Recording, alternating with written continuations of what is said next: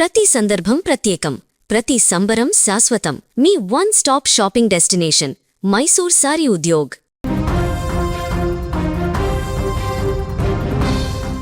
తమిళ రాజకీయాలలో హీరోయిన్ త్రిషకు ఆశాభంగం కలిగిందా? నిన్న మొన్నటి వరకు విజయ్ పార్టీలో కీలకంగా ఉండబోతారు, తను రాజీనామా చేసేటువంటి ప్రాంతంలో ఎమ్మెల్యేగా నిలబడతారు అనేటువంటి ప్రచారం వచ్చిన నేపథ్యంలో ఇప్పుడు త్రిషకు అవకాశం ఇవ్వకుండా వేరొక వ్యక్తిని అక్కడ నిలబెట్టడానికి విజయ్ సిద్ధమయ్యారా? అంటే త్రిషకి ఎమ్మెల్యే టికెట్ ఇవ్వకుండా వేరే వ్యక్తిని ఎంచుకోవడానికి గల కారణాలేంటి?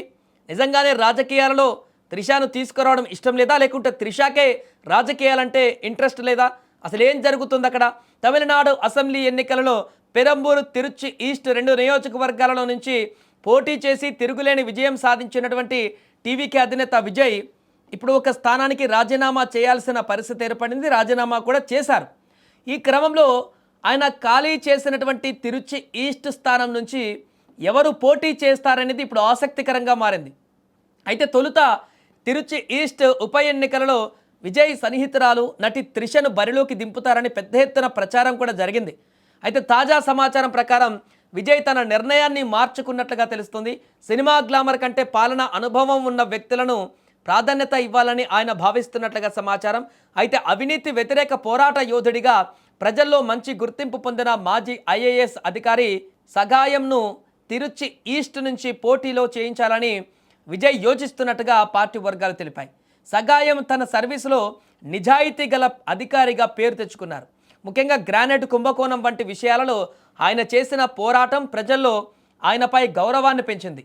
ఇక కొత్తగా ఏర్పడబోయే ప్రభుత్వానికి సగాయం వంటి అనుభవజ్ఞులైనటువంటి అధికారుల సలహాలు, క్రియాశీల భాగస్వామ్యం అవసరమని విజయ్ బలంగా నమ్ముతున్నారు.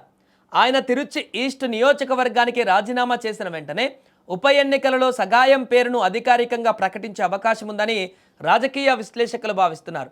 అదే జరిగితే త్రిషకు విజయ్కు హ్యాండ్ ఇచ్చినట్లే అంటూ అభిమానులు కామెంట్లు చేస్తున్నారు. ఏదేమైనా కూడా తమిళ రాజకీయాలలో విజయ్ స్థానంలో ఎవరు పోటీ చేస్తారనేటువంటి విషయానికి సంబంధించి వచ్చినటువంటి వార్తలలో ఇప్పుడు తనకి భిన్నమైనటువంటి పరిస్థితులు అక్కడ నెలకొన్నాయి.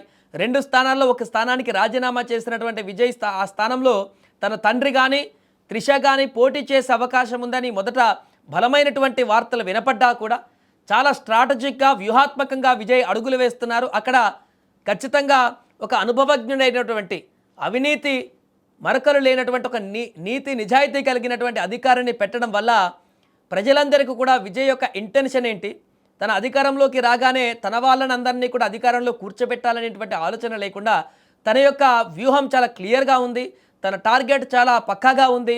ప్రజల కోసం మాత్రం తప్ప నా ఆలోచనలు, నా నిర్ణయాలు ఇంకా ఏ విషయంలో కూడా వెనకడుగు వేయవు అనేటువంటి విధంగా సంకేతాన్ని చూపించే విధంగా కనపడుతున్నాయి. ఒక ఐఏఎస్ అధికారిని ఐఏఎస్గా చేసినటువంటి ఇలాంటి ఇంపార్టెంట్ వ్యక్తులను నిలబెట్టడం ద్వారా తనకున్నటువంటి క్లీన్ ఇమేజ్ను కూడా మరింతగా పెంచుకున్నట్టుగా మారింది విజయ్.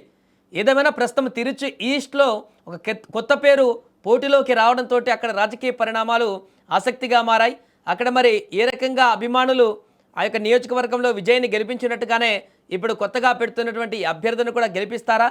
ఉప ఎన్నికల్లో జరిగేటువంటి పరిణామాలు ఏంటనేది సెకండరీ చూడొచ్చు. ప్రస్తుతానికి ప్రభుత్వం ఫామ్ అయి ముఖ్యమంత్రిగా విజయ్ ప్రమాణ స్వీకారం చేసిన తర్వాత మొదట ఇచ్చినటువంటి హామీలకు సంబంధించిన ఎలాంటి నిర్ణయాలు తీసుకుంటున్నాడు, ఎలాంటి ముందడుగు వేస్తున్నాడు దాని మీద డిపెండ్ అయ్యి ఉప ఎన్నికల్లో మ్యాక్సిమం ప్రభుత్వానికి అనుకూలమైనటువంటి ఫలితమే వస్తుంది. ఎక్కడైనా కూడా మెజారిటీ సమస్యతోని మాట్లాడుకుంటారు చాలామంది.